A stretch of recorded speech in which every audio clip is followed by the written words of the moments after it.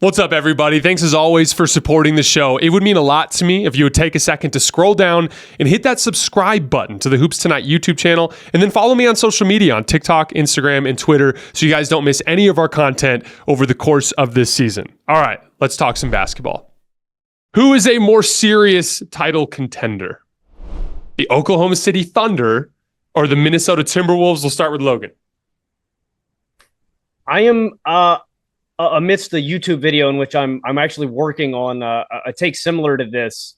For me, it's Minnesota, and as it stands, Minnesota is my number 2 team out west right now. And the reason for that, again, this is subject to change because I think the Warriors and Lakers both need to make major trade deadline moves depending on how they reconfigure their roster. Again, they could still jump up in there. I'm skeptical about the Clippers, Suns, and Kings for two-way value stuff like that. And I really believe in this defense and their ability to slow down any Western Conference foe that they run into.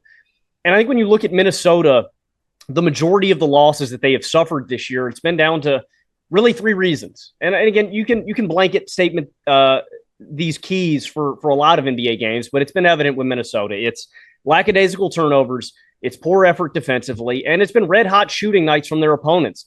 5 of the 7 losses that Minnesota has suffered has been when a team has had a true shooting percentage of 60% or better. Again, you can make that mostly, again, a blanket statement for a lot of losses that teams suffer, but it's been evident with Minnesota. The one advantage I will give Oklahoma City concretely over Minnesota at this point is their half-court offense creation and their just depth of weapons offensively.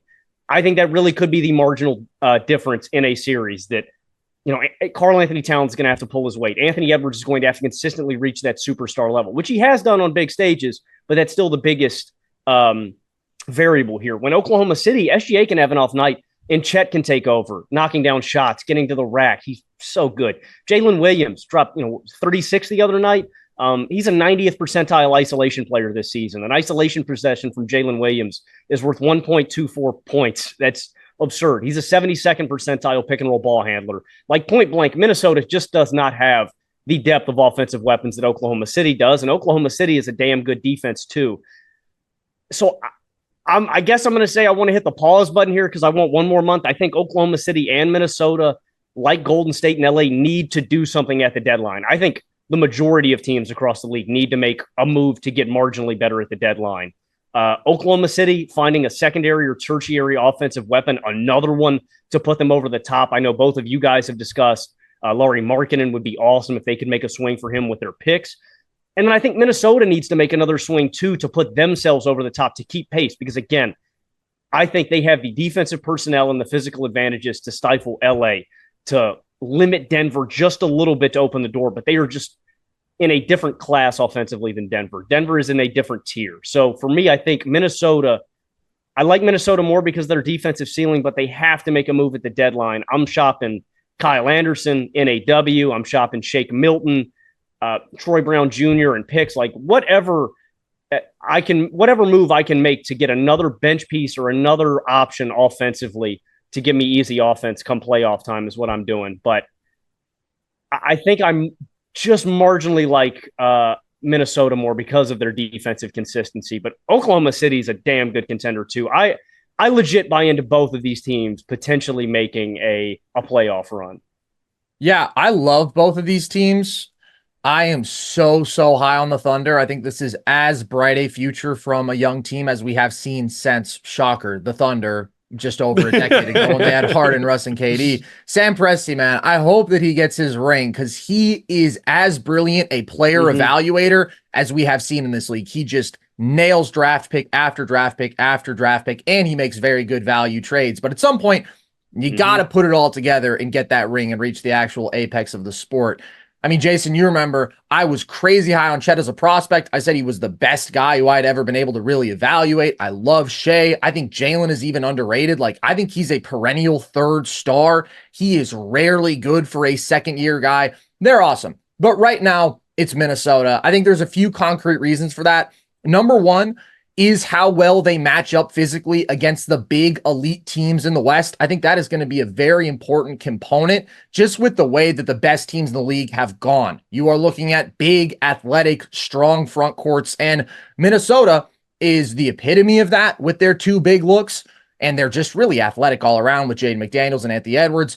And OKC is very athletic, but in the front court, they're slight. They're 29th in rebound rate this year. And I think teams like the Nuggets, the Lakers can expose that. Chet is an unbelievable pure rim protector, his timing, his length and all that, but he's not an elite rebounding five. And I just think that level of strength really presents problems for OKC on the interior. Whereas Minnesota, they have as good a formula for guarding a Nikola Jokic as anybody does in the league. Put Cat on him, that's a really big body. You have Gobert there and help. They're going to match up on the glass against anybody. I think that matters in playoff scenarios, especially looking at the competition out west. I also think they have a depth advantage. It's good for both these teams, but they are 7 deep with damn good players. And we talk about the lack of redundancies. I think Minnesota's put together a really nice complementary basketball team. I had offensive concerns about playing Cat alongside a true 5, but I think that you are looking at a lot of guys who fill specific roles. Gobert as this defensive anchor, Cat as a guy who can help defend on the interior and then can do various things offensively, attacking mismatches, killing you with his shooting. Jaden is just this awesome 3-and-D wing. Ant is your go out there number one sort of offensive option from the perimeter. Awesome athlete. And then Conley is just this high level facilitator, smart veteran guy, going to shoot the ball really well. So on top of this big 3 they have of star level guys, they've got 2 really good, almost perfect role players in the starting 5.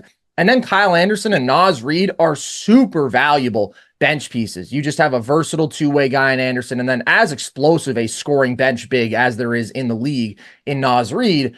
Whereas I look at OKC and I'm like, boy, I love Kayson off the bench. I love Isaiah Joe off the bench. Those guys are really good. Are they as multifaceted, maybe, as some of these more veteran guys who we're talking about? That's a question. But honestly, my concerns are maybe more with a couple of the guys in the starting 5. Like, as long as Josh Giddey is closing games and playing 25 minutes a game, I think that's a problem. I just think he is not very good. And this was always my problem with him being the number 6 pick in the draft. He's in a player archetype that we haven't seen successful in the league ever. Like, his passing is awesome, but to be a really good offensive player in the NBA today, you have to be a high-level threat both as a scorer and a passer.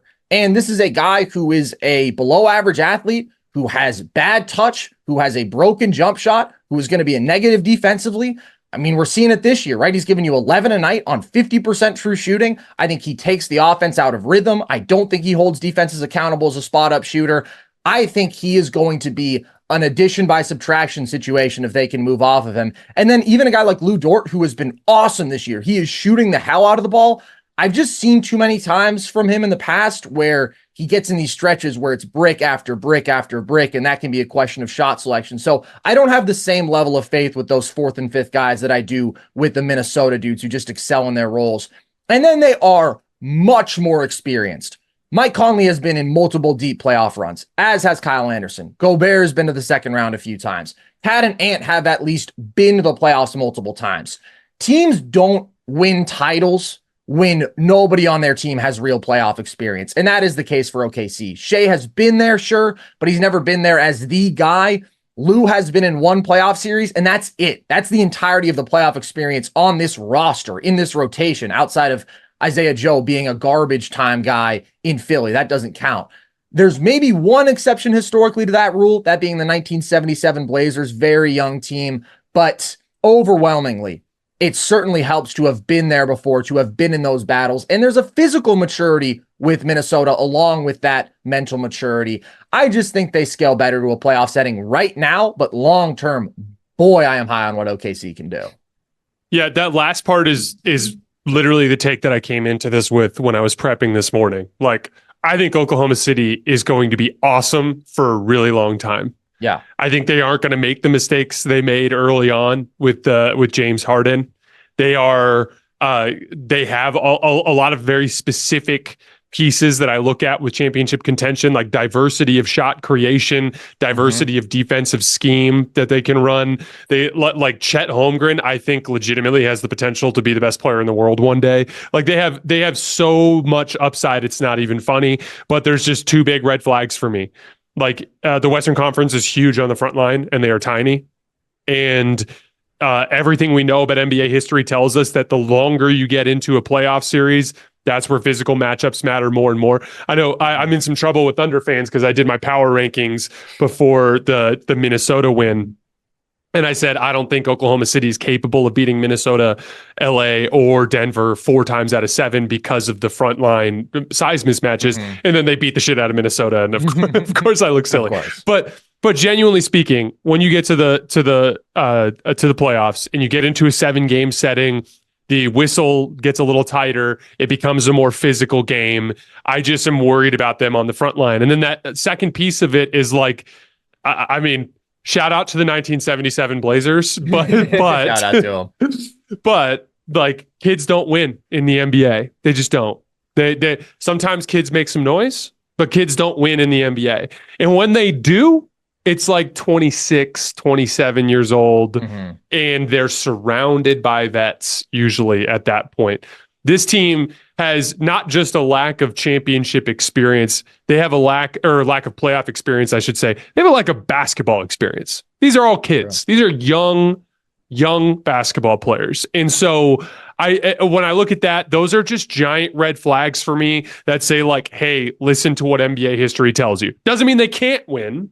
It just means they would be beating the odds. It's kind of like, and for the record, the counterpoint there is, what happened with Denver last year? We have not in recent NBA history, it had been decades since we saw a non-defending champion, non-top 10 defense be able to, win the NBA championship, and they won comfortably and often on the strength of their defense. So like literally it can be done. It's just, I think Denver is more of the exception to the rule. And we also have to account for the fact that Jokic is the best player in the world right now. And as good as Shea is, I don't believe he is. Looking at Minnesota, they have a big red flag too that I always look at, which is they're really bad at half court offense.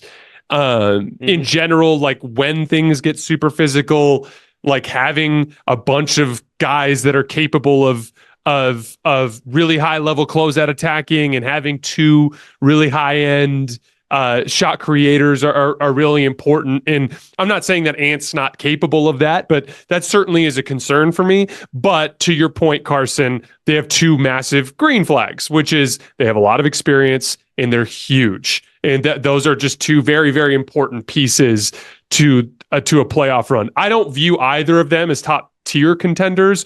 I still only think Boston and Denver are capable of saying like, hey, we have like a really good chance of winning this year. I think everybody else is like long shot chance pending a good trade. Like, and where a good trade could potentially vault them into that next level. But yeah, again, it's not an anti-Oklahoma City take. I have a ton of fun watching Oklahoma City. Dude, Jalen Williams was cooking the New York Knicks last night. Cooking them. Like, he was pulling Taj Gibson out into switches and barbecuing him. He was utilizing the pick and pop with Chet Holmgren and getting open looks. He started picking on Julius Randle in switches. Like, the kid is insanely good, and he's on a stretch here just in the last like couple of weeks. He's really turned up the scoring volume and efficiency. Last 9 games, Jalen Williams, 20 points per game, 57% from the field, 53% from 3, 86% from the line. And Logan, you mentioned his isolation numbers, which have been off the charts. Like, they are freaking awesome. It's just this is not their year. I think they'll give somebody a really tough fight. They'll have some moments where they win a game in OKC and you're like, man, these guys are going to be a problem for a long time. But just game 5, game 6, game 7, it's just going to be the bigger, stronger teams that kind of wear them down.